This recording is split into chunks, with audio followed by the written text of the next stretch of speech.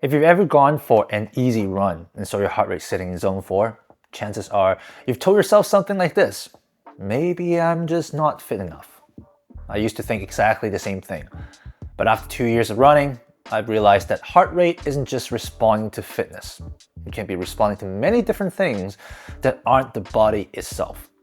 If you're only looking at the numbers on your watch, wondering why your heart rate is staying high, you're probably missing something important. So instead of asking, how do I get my heart rate lower, I started asking, how do I make running feel easier? And once I started doing that, it opens up a lot of new possibilities for me to get better in running overall. The funny thing is, if you asked me this question 2 years ago, I would have just said, I need better cardio. I just didn't know anything better than that. And that's what I would blame everything on. Whenever my heart rate is high, I would say that it must be because I'm not fit enough.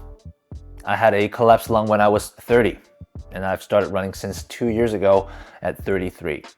So if anyone should be staring at their watch panicking about their heart rate, it would be me. But the more I ran, the more I noticed a pattern.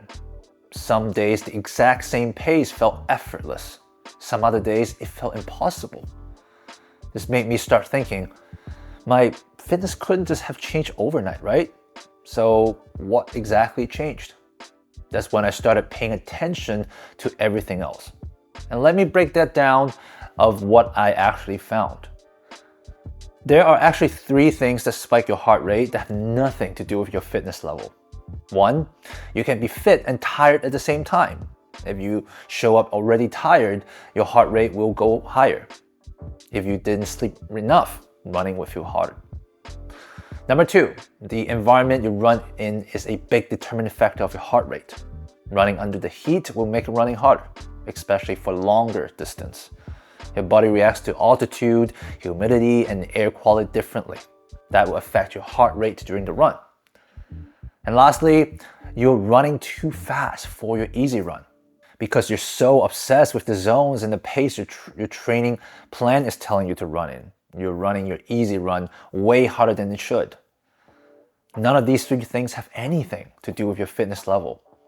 They just mean that you need to understand what your heart rate is actually responding to. And you need to focus on how to run longer without getting tired under those 3 circumstances. My belief now is that if I'm less attached to the heart rate I need to run in and focus more on how I feel during the run, everything else starts improving. I feel less pressure to always have to stick with a particular pace or heart rate zone. And because of having less pressure, my pace actually improves. So let me get into the things I now focus on to make running easier when I run longer distances. Let's start out with the preparation before the run. The first thing I pay attention to is the route I am going to run in, especially if it is during the summer. Any hot weather I'm running in, I prioritize the shades. When we run in the direct sun, our body has to work harder just to regulate temperature. Our heart rate goes up naturally. Therefore, our perceived effort will goes up. And that's why suddenly a pace that felt easy 2 days ago could feel way harder. That's not related to fitness. That's related to the environment that has changed. So before I head out, I think about where the shades is. I like to look for flat trail roads where trees are on both sides of the road. I also look for running in the early morning or late evening when the sun is lower. Especially when I am running in a high humidity environment like Hong Kong, the difference between a shaded route and an exposed one is much, much bigger. The second thing I've started doing in the past few months is tracking my recovery. I track what I call a recovery score. When I woke up, I asked myself, how rested am I? What my body is telling me. Understanding that my body doesn't bounce back the way it did in my 20s. If my recovery score is low, if I wake up tired, that's not a signal for me to push through it. That's a signal for me to adjust. Could be running a little less, going easier on my runs, or even taking a rest day. Because the run that breaks me is rarely the one where I push too hard. It's the fact that I keep pushing through fatigues that I never fully recovered from. And I learned this the hard way. When I first started running consistently, I thought the more I could run, the better. If 3 runs a week felt good, I would try running 4 so I could get more progress. What happened was I would show up to a run and my body just wouldn't cooperate. And I would just tell myself that was part of the training. I need to train more for my body to adapt. But that's just half the truth. The other half the truth is my body can only adapt faster if I let it recover properly before I train harder again. Remember this, running is just a constant motion that has nothing to do with speed. And that constant motion requires fuel, requires rest. It requires you to show up with a lot more in the tank. Okay, I've talked about the things I pay attention to before the run. Let's talk about things I look out for during the run. First, let me talk about hydration. And this is the rule I follow. If I don't hydrate until I feel thirsty, I have already waited too long. For me, if I run anything over 45 minutes, I always carry water. If I run anything in high heat outside, I will always bring water no matter what. I use a small, soft flask with 220 milliliters. It's small enough for me that I can bring without adding much weight. If I run under the heat, I also think about supplementing water with electrolytes because I will sweat a lot more under the heat, and sweat is essentially just salt. Without enough salt in your body, legs are a lot more prone to cramps, and it would make running long distance way more harder. Second thing, fueling during the run. When I'm running past 10K, I always make sure I fuel carbohydrates during the run. Same with hydration, I never wait until I feel hungry or lack of energy before I fuel. I made that mistake when I ran my first 10K. I didn't take any gels throughout the run, and my body ran out of energy before the run finished. When I reach that stage, trying to fuel will feel like adding water to the burning fire. It won't work because the fire is already burning so hot.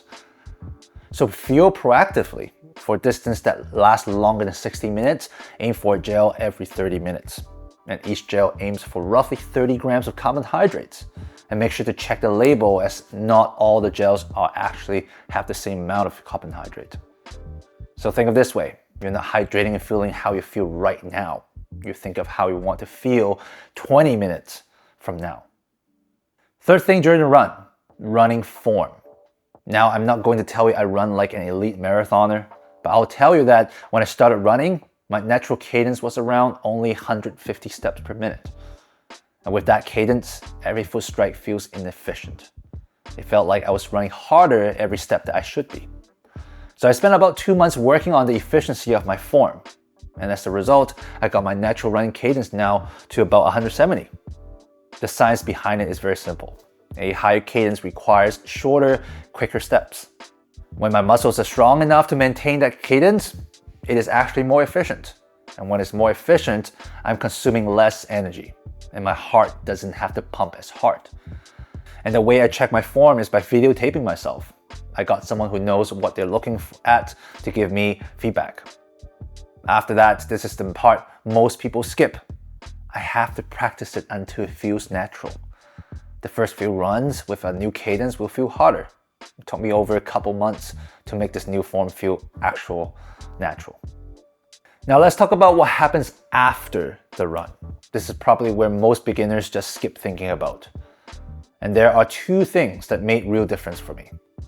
Number 1, foam rolling my muscles right after the run. And after I took a shower after the run, I'll roll out my calves, my quads, and my hamstrings.